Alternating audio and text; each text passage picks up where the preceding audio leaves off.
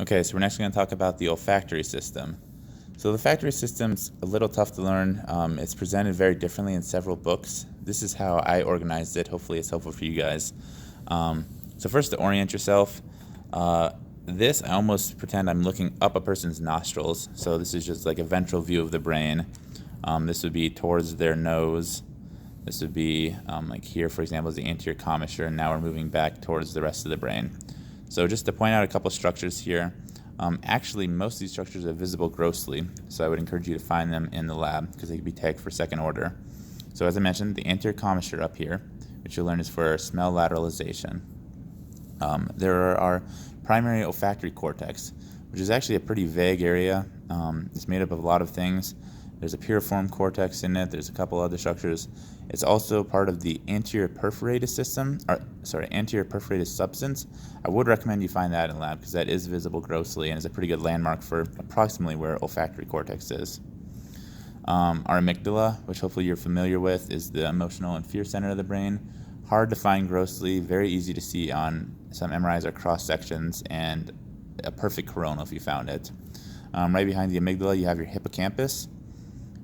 Obviously, this whole area is within your parahippocampal gyrus, but you're going to have your hippocampus and then the entorhinal cortex, which is basically part of the hippocampus.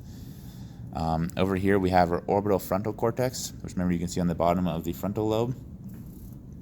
Over here, you need to be able to still recognize your insula, which is found laterally, and know that your primary gustatory center is found within your insula. So now that you're kind of organize that, we're going to draw some of these pathways. So I'm not going to draw a lot of the peripheral stuff. So I know that smell is going to come in, going through my cribriform plate. It goes through that whole synapse cycle, granular cells, pyramidal cells. I'm just going to start with the actual nerve that now has come in into the brain, and synapse is right here. So this is the anterior olfactory nucleus.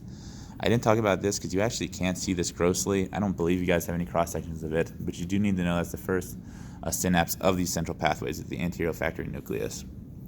From that anterior olfactory nucleus, you have your large olfactory nerve now projecting posteriorly. It's going to split into several things. So one is going to be my lateral stria. And I'm actually going to do this last because that's the most complicated part of the pathway. This olfactory nerve is also going to give off a medial stria and just some decussating fibers, which are used for lateralization. So as I mentioned briefly, the lateralizing fibers of the olfactory nerve travel through the anterior commissure to reach my contralateral anterior olfactory nucleus. By doing this, I help lateralize smell. I don't know how useful that is, but I guess if you're trying to figure out where lunch is and you're a med student looking for free food, this is how you do it. Follow your nose. Obviously much more developed in other animals, but that's that process.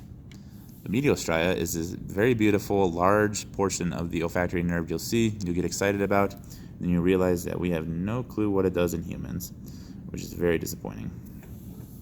Lateral striae, as I said though, is much more complicated. So lateral stria is going to break into a couple parts here. You go to two primary areas at first. One is the amygdala.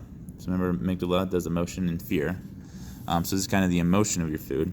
And then from there, amygdala always interacts. We have a lot of amygdalar hippocampal interactions.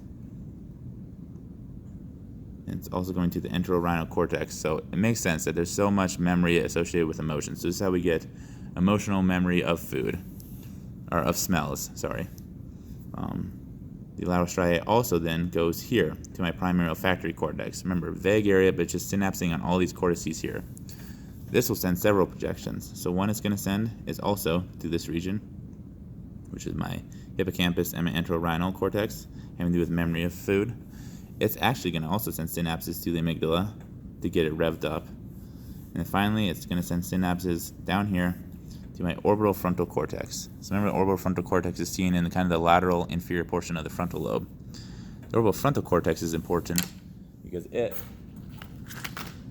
is involved with flavor and kind of combination of flavor. So it's going to get afferents both from my olfactory system and coming from my gustatory system. So make sure you watch the gustatory videos to understand that whole tract. But the end point of the gustatory system is to land here in the insula. And then it's going to send fibers also to my orbitofrontal. And this is where we combine taste, so things like sweet, sour, salty, with smells. So smells, cheesy,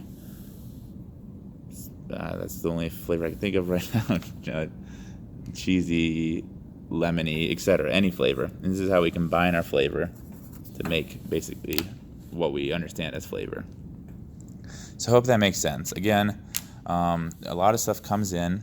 Eventually, the first synapse centrally is the anterior olfactory nucleus. It'll send some fibers contralaterally through my anterior commissure to lateralize food. Some fibers will leave through, quite a few fibers will leave through this media striae, which we don't know what it does in humans. But then most of them are going to go through this lateral striae, which is going to go to the amygdala and to the primary olfactory cortex. And then from both of those, we'll go to my hippocampus entorhinal system. The olfactory cortex will also go to my amygdala and to my orbitofrontal cortex, where it combines with gustatory input to create flavor. That's the olfactory system.